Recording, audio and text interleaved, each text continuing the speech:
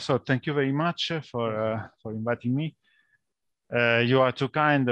Basically, I am interested in dynamical systems, and then I try to employ this knowledge in several topics. So from these, what you mentioned. In this case, I'm dealing with hybrid dynamical systems, and I will present an application in a resource exploitation game. So I will provide some motivation, more general framework of analysis, and then our main application in environmental economics, and then I will jump to some conclusions. So the motivation is the following. Somehow I wanted to try to formalize a so-called hybrid evolutionary games. So a game where the dynamical component is not only related to how fractions of agents, the share of agents changes over time, but also on some other variables. And I wanted to embed different kind of dynamical systems together to model short-term and long-term decisions. Then I will show some possible development for a methodological study of the system, which is an evil system in the sense that I will explain, to perform some global analysis of these hybrid evolutionary games. It's a name that I have given to these games, and then some applications. Okay, so an hybrid system basically is a system that combines together continuous and discrete components. So of course, these different dynamics are somehow connected, and each component influences the other component. The continuous part can be modeled through a continuous time system, so a system of differential equations. But this system have some at some instant of time, this system has some jump caused by a discrete component of the system, and this discrete component causes a switch of the system to another state. After this jump, the continuous time system will evolve according to the law of motion, but with a different state of the system. Okay. So here is a very general framework. This is the framework that we all know about the evolutionary games. So as we know, the main assumption is that you have a given set of pure strategies. You get an utility. If you play strategy I and your opponent plays strategy J, you get an utility. Then you are matched.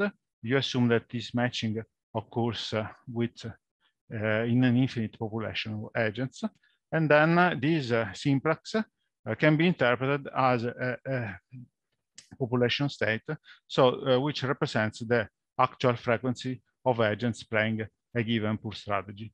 Then evolutionary games try to explain how these shares of players playing different pure strategies change over time. And a very nice way to do so is to introduce a monotone selection dynamics as this one that I have written here. So it's the differential equation or a system of differential equations that explain how these fractions change over time according to the fitness of each strategy. Of course, there is a main assumption here on these capital F functions that are that must satisfy some monotonicity conditions. Basically, they say that the frequency of a strategy with an higher payoff increases over time.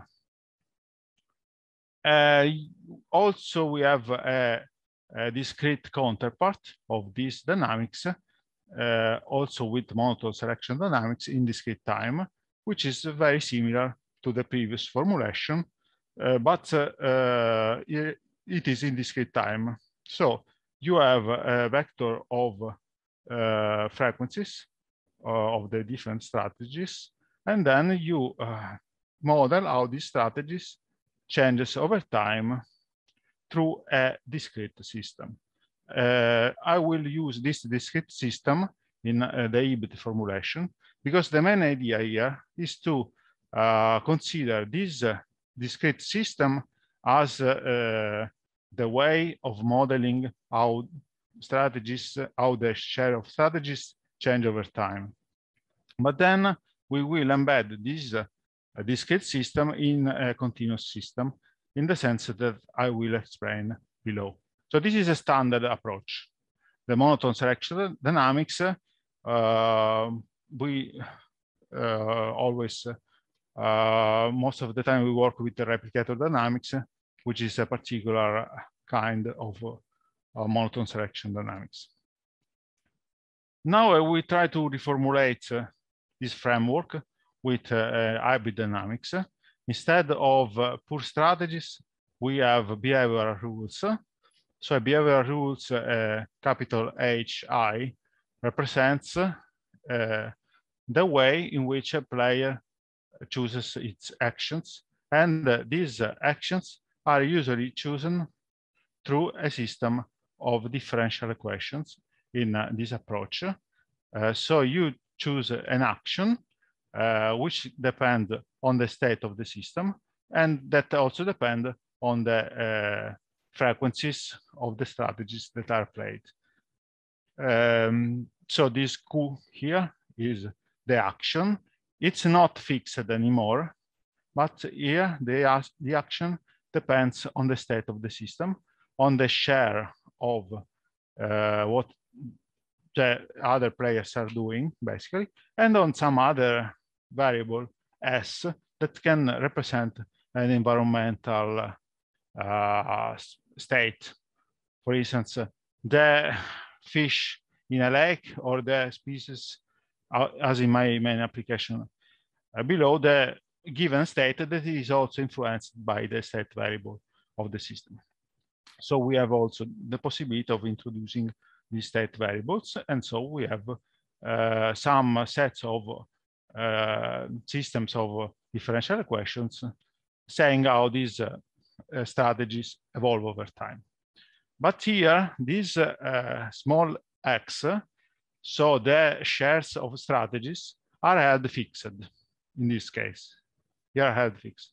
What we do is that within this continuous dynamics, we consider now that this fraction can change, but in discrete times. And we then introduce this idea here. This is the main idea of the evolutionary games with this Hibit formulation. So agents can see how their behavioral rules have performed in the past period. So they don't look forward, but they look backward. But the actions are not fixed anymore, but they change according to a given law of motion. They assess how these strategies have performed over time. And we do that by introducing some payoff functions. So we introduce a payoff function that is similar to the payoff function that I have shown you before. The payoff function of before was the profit that I get if I play a poor strategy and my opponent play another poor strategy. Now I have a payoff that I get depending on the state of the system. Okay.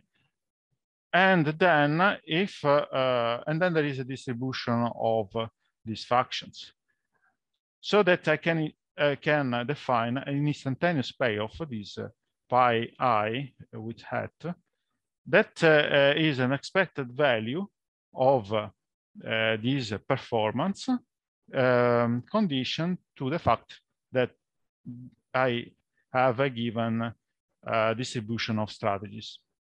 I can also attach some information cost if I want, because this information cost was often introduced in similar models with behavioral rules although in this example, in the harvesting example that I will show you, we don't have information costs. So basically, we have an instantaneous payoff that say, oh, given the state of the system now, my utility is going. Okay. What we do here is that the fraction are held fixed in a given interval of time, but actions can change. This Q or this state S can change. So we try to model this dynamics of the fraction through a monotone selection dynamics as before. So the difference with before is that now we have a map as before that is a monotone selection dynamics map, which is exactly the same formulation as before. But then we say that if we are in a switch in time, then this X can switch according to monotone selection dynamics. Otherwise, the fraction are held fixed. So the dynamics of X is in this way. They are constant over a given period of time, and they can change at some given instant of times, at discrete instants of time. They cannot change continuously as the other variables, as the behavioral rules prescribe for actions. Okay. So this map B models the selection dynamics, explaining the changes in the distribution of behavioral rules in the population. Now we have this in the monotone selection dynamics here, as you can see, we have some average payoff. This average payoff can be considered observing the performance of my strategy over the last period. So what we consider is the following idea. Over a given period of time, I have played my game in continuous time. I have chosen my strategies in continuous time. The fractions are held fixed. For some reason, I cannot change the behavioral rule for a given period, but I can change what this behavioral rule prescribes to do in this period. Okay.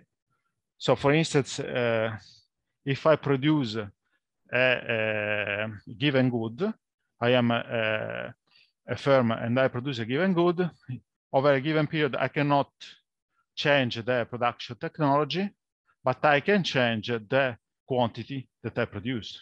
So I have a short-term decision, that is the quantity to produce, and I have a longer-term decision, that is the technology to use.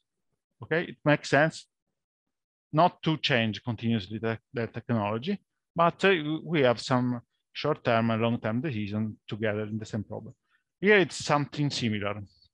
I cannot change continuously the behavioral rule because behavioral rules here can change only at some instance, given instance of time, but I can change what this behavioral rule prescribed to do in this period of time. So in these switching periods, the fractions changes. So the main idea here is the following. I observe what my behavioral rules prescribe me to do over the last period and the performance that I got from this behavioral rule, because it has happened. So I can observe the profits that I have gotten, or I can observe something that goes into a fitness function. And so this observation can be, in some sense, taken as a fitness measure.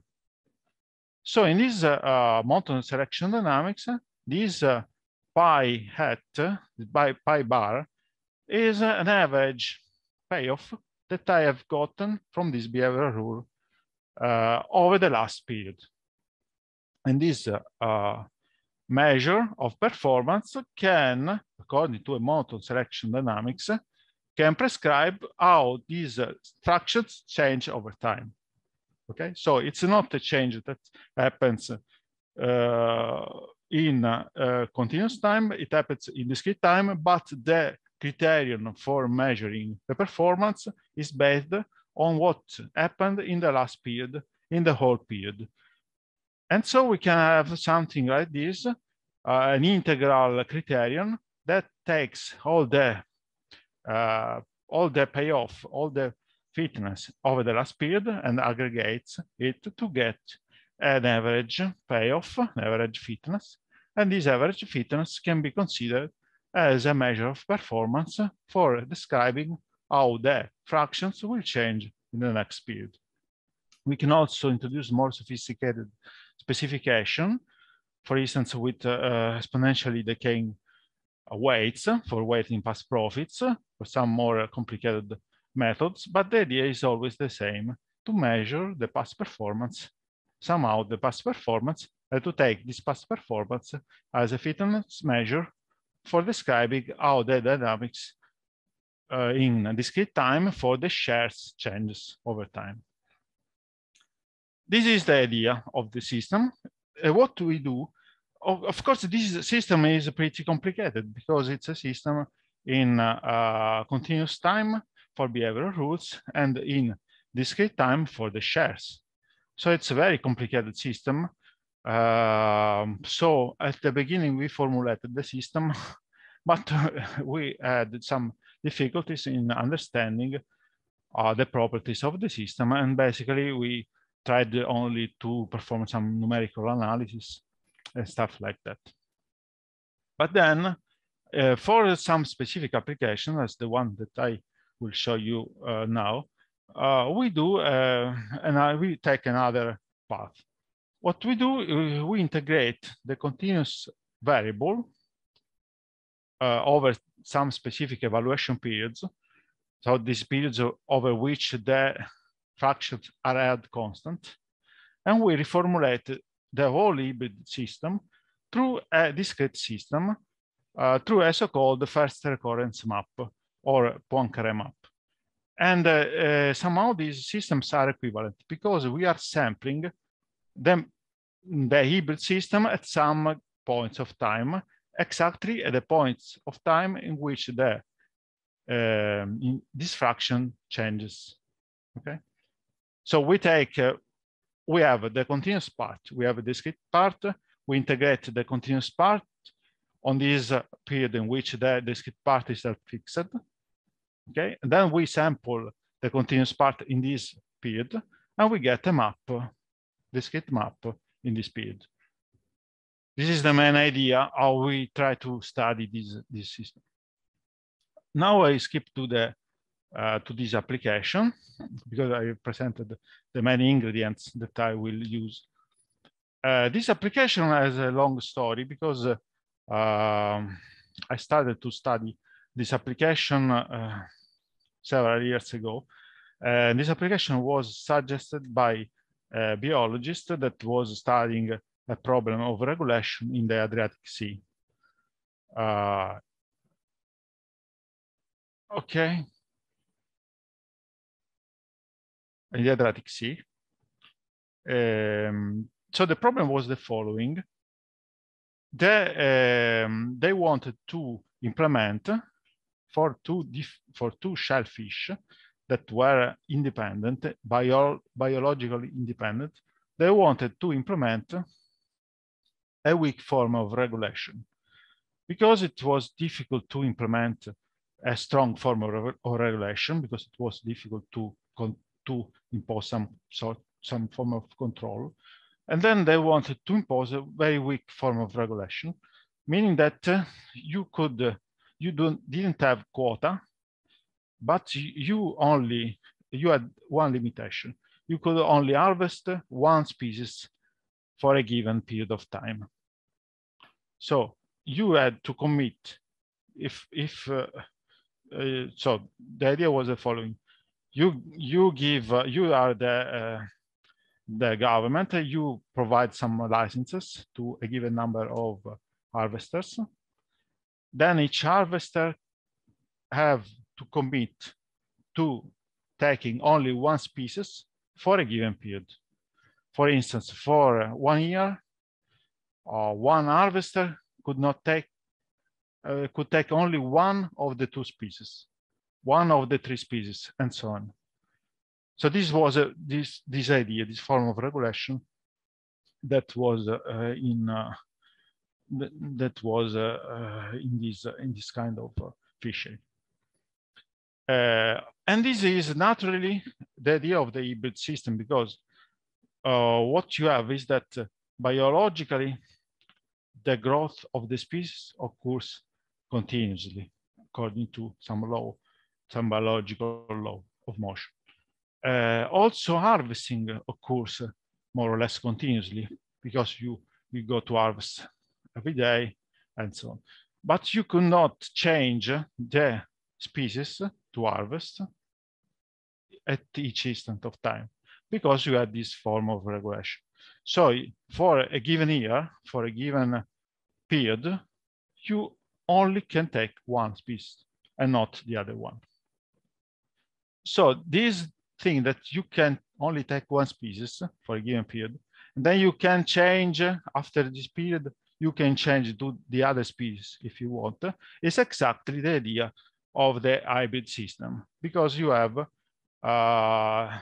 continuous time variable and discrete time variables. They move together, but you have to consider these different times. You have to model the problem with different dynamical systems. Okay, so the continuous component is very useful, because in biology, most of the time you use a continuous time modeling, because it has several properties that are more that are near to the biological problem. And for modeling specialized harvesting, where you cannot change continuously the species, you have discrete dynamics. And so this is exactly an hybrid dynamical system with a continuous component for the biological variables and a discrete component for the strategy choice, which in this case is the species to take. So through a discretization of the continuous variable, this problem is reformulated through a three-dimensional map. I'll show you now the idea in practice. And then for this map, we can study the properties of the system through the well-known methods that we use usually for discrete dynamical systems. The details are reported in this paper that was accepted last year in this journal. Okay, so let us assume that each species follows a logistic growth. These species are independent. Of course, you can also do it with connected species, but it's more complicated. The same idea you could be also put in practice with interdependent species. But for the sake of simplicity, the species are independent. So each species has its own natural growth. So this is a standard formulation in this example. You have an intrinsic rate of growth and a carrying capacity for each species. Then you have an harvesting component, and this is an ODE. So this biomass has a growth in continuous time, and you have instantaneous growth. So the harvesters take something from this species at each instant of time, and this harvesting function is modeled in this way. The reason is explained in the paper. There is a economic intuition. In any case, the harvesting function depends on the biomass, on the price, on the share of harvesters tackling these species, and on a cost parameter. So as you can see, there is a linear harvesting function in the biomass. So in any case, what you can see is that this ODE here for the biomass has a low motion that depends on the biomass itself capital Xi through the natural growth and the harvesting, but there is also this R. R is the share of harvesters taking species I. Of course, the complementary share takes the other species. Okay, so you have this harvesting function, and now you can already see that this is the continuous component of the system. Indeed, you have two continuous components because you have two species. And then you have some other variable, in this case, this small r, which is a variable that that has its own dynamics, but this dynamics occurs only at some discrete times, because you can switch to the other species, but only at given instance of time, not continuously. Okay, so for this reason, we integrate these ODE, the two ODE are integrated over a period in which you cannot change your behavior. And so you have the biomass at the end of the period, considering that harvesting that you have, and considering also that the fractions are held fixed over this period. Okay, so you have this formulation. This theta is an harvesting function, a little bit reformulated. And what you do is that over this period in which strategies are held fixed, the fractions are held fixed, you integrate and you consider the average profit that you get over this period. So basically you have an integral that calculates on average how this strategy, how taking species 1 instead of species 2 had performed over the last period.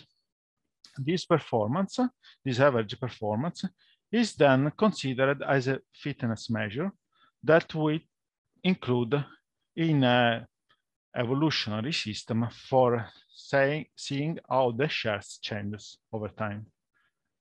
Okay, so we couple the resource dynamics in 5, that is this here, with a mechanism that is from evolutionary games, such as the replicator dynamics, as before, where the fitness measures are the performance over the last period, considered with this integral criterion that I have illustrated.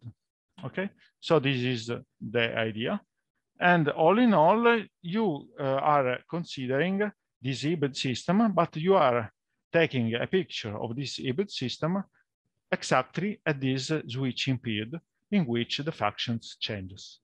Okay, so the continuous component evolves continuously, but I am considering the continuous component and I'm seeing the continuous component exactly at the exact period in which the fractions are changing. And so in this period, everything can be illustrated through a three-dimensional map in which you have this formulation that explains the biomass at these switching periods for the two species and the shares, the new shares that are updated in this switching period. The formulation is this one. It seems difficult, but indeed it's not so difficult because basically it's just an integration of the logistic function, of the logistic equation over the interval. So it's something pretty standard for the two species. And then you have the replicator dynamics in discrete time as the third component. You can study the equilibria. You can characterize somehow the stability of these equilibria. We have different kinds of equilibria. They are more or less described in the paper. We have boundary equilibria in which one species is taken, the other is not taken, one species is at the carrying capacity and just one species is taken, and so on. So you have boundary equilibrium, and then you have a unique inner equilibrium. It was that is this one. And this inner equilibrium can be studied from a local point of view. We can study the stability of this system for this map, three-dimensional map.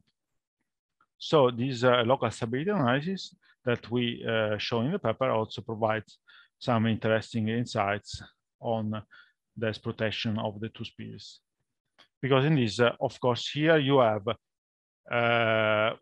somehow some sort of sustainable exploitation of both species with a fraction that is between 0 and 1. So you can harvest both species in a sustainable way, in some sense, and everybody can have something of the two species. Okay, so not just one and the other is not harvested, but both species are harvested. But in addition to local stability analysis that we already know it's very important, we can also perform some global analysis. So we can try to understand how the system changes when main parameters of the system are changed. For instance, we can consider this problem. As I have shown you before, the harvesting of a species depends on the price, linearly on the price of the species. So I can ask this question: what happens if the price of one species changes in the system? Of course, if the price of the species of species one is higher, I can consider that more people will try to exploit species one because it's more profitable, and so less people will be directed to the other species. This is obvious somehow, but with this system we can perform some global analysis and we can do some examples, some exercise for this kind of issues. For instance, I propose you this example. We have this system where species one has a price that can change, and we see the asymptotic state of the system as the price of species one changes. So let us take a look at these two pictures that are two bifurcation diagrams.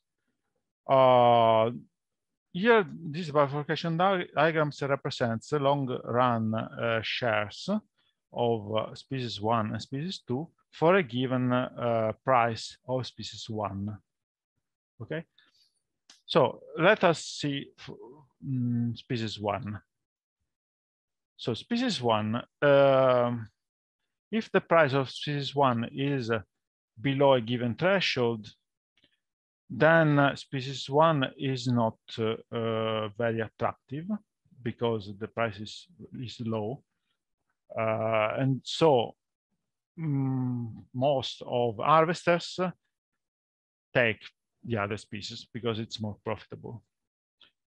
As this species becomes more profitable at a given threshold price, more and more harvesters go from time to time to species one. This is shown here. And so you see that the biomass of species one starts to decrease because you have the higher prices, it's more convenient. But this path, it's not always so decreasing because you have then some sort of bifurcation. In this case, this so-called flip bifurcation, you have some instability, and then you have some switching that can lead to some chaotic attractors. So this is something that is that records as the logistic path to chaos, no? Through period doubling bifurcations to chaotic regions.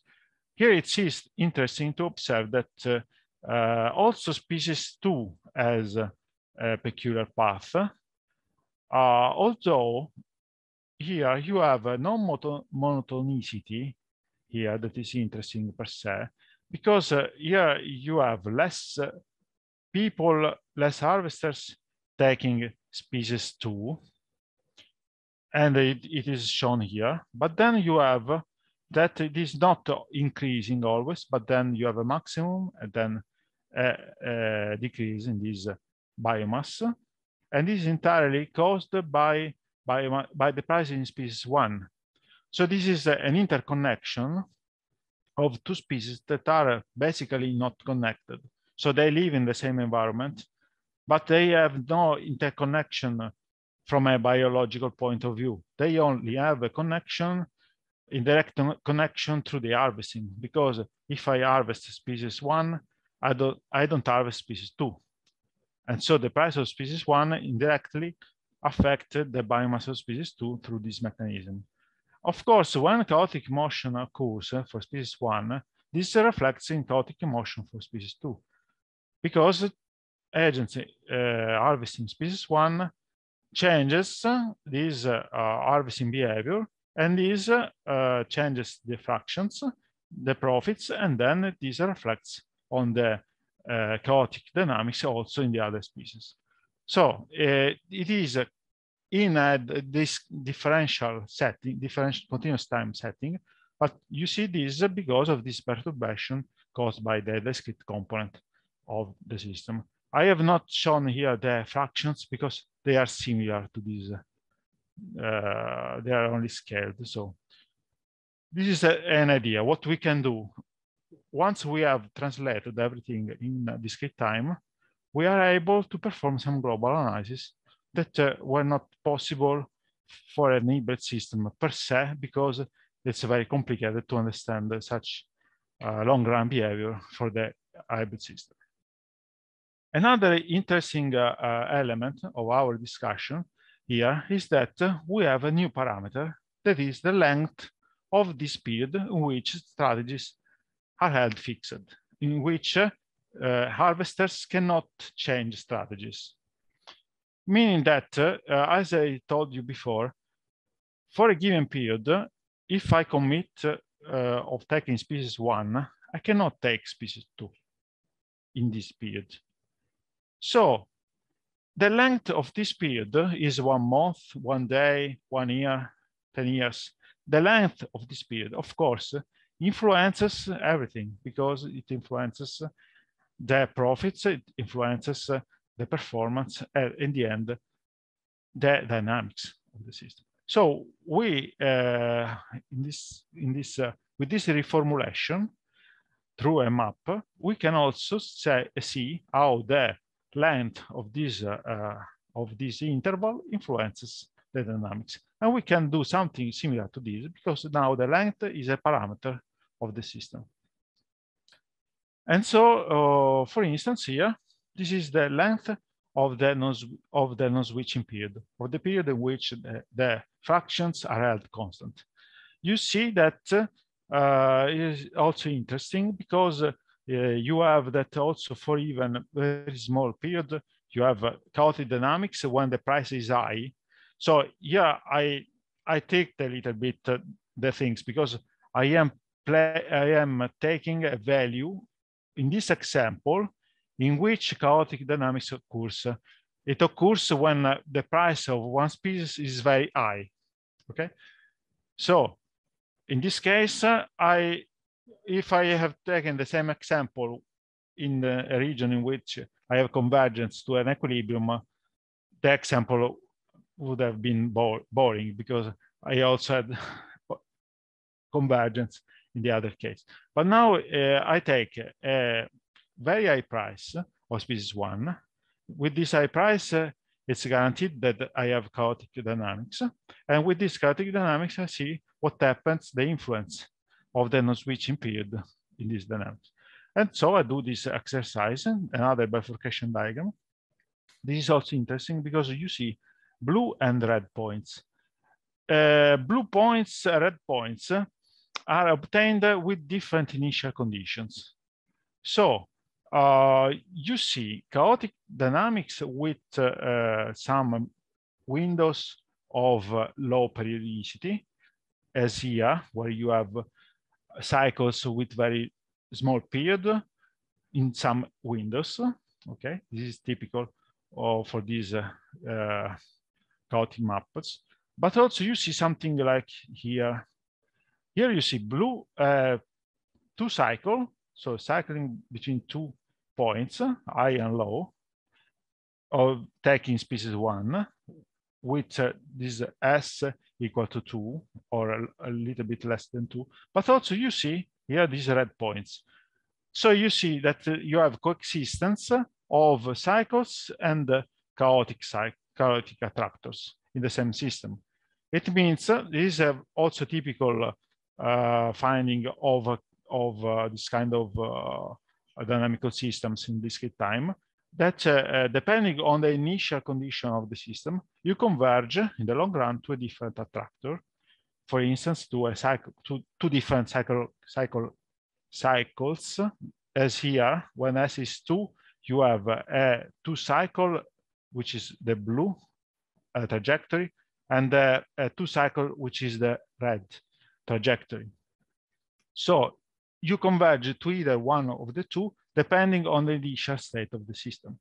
So I consider two different initial conditions, and I played a little bit in order to go attracted to one or the other. Or you can have a cycle and a chaotic attractors in the same example, with the same system, with the same parameters, but only with some different conditions, initial conditions of the system. So this is also, from my point of view, an interesting insight because it's obtained for this hybrid system.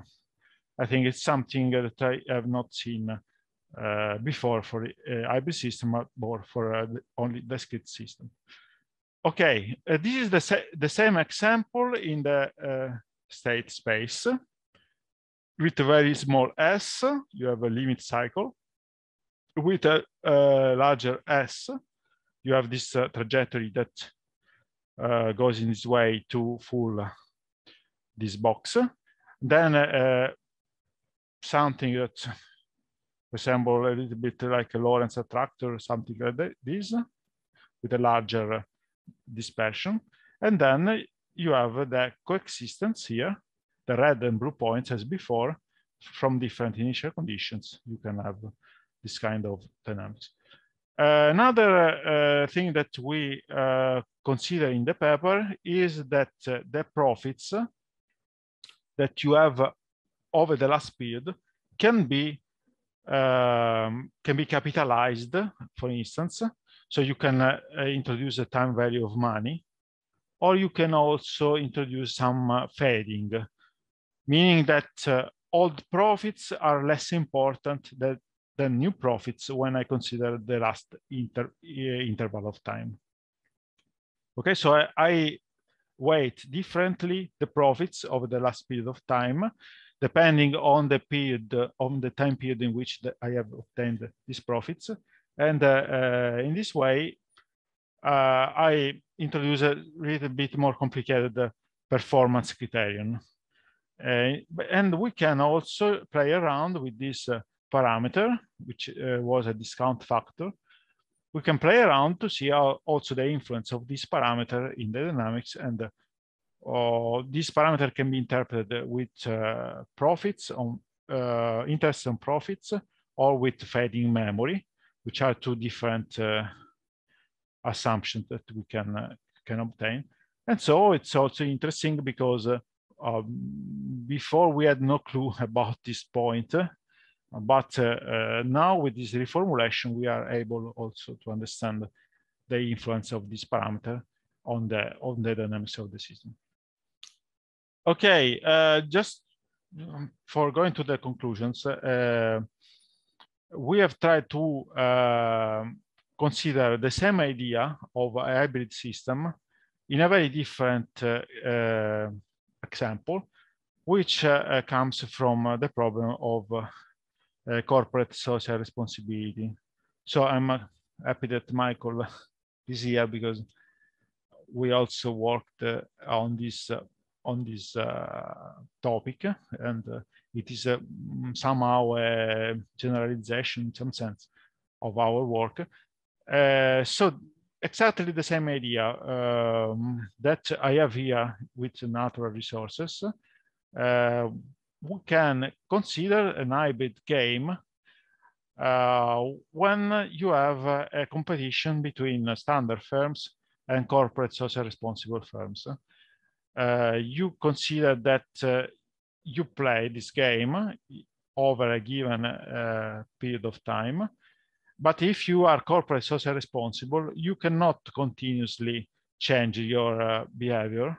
You cannot be instantaneously corporate social responsible and not in the next instant of time.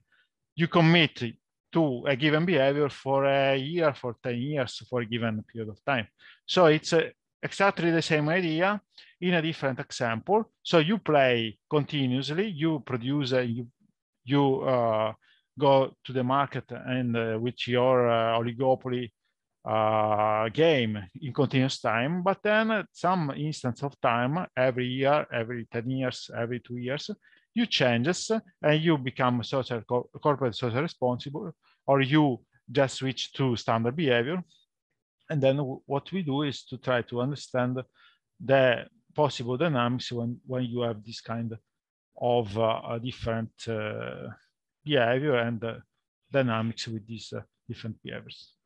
So this is also in another paper that was published almost 2 years ago. Okay, so to jump to the conclusions, hybrid dynamical systems combine continuous and discrete dynamics. We have tried to introduce this new concept of hybrid evolutionary games. And the idea is to describe the interaction of agents that are influenced by reciprocally by short-term and long-term decisions. We tried to develop some methodological tools with this Poincaré map in order to understand the global dynamics of these systems. We have tried to employ our idea to some examples, such as the ones that I have told you today. So I hope that you found these ideas interesting, and if you wish, I can give you the papers, the 2 papers. And thank you for your attention.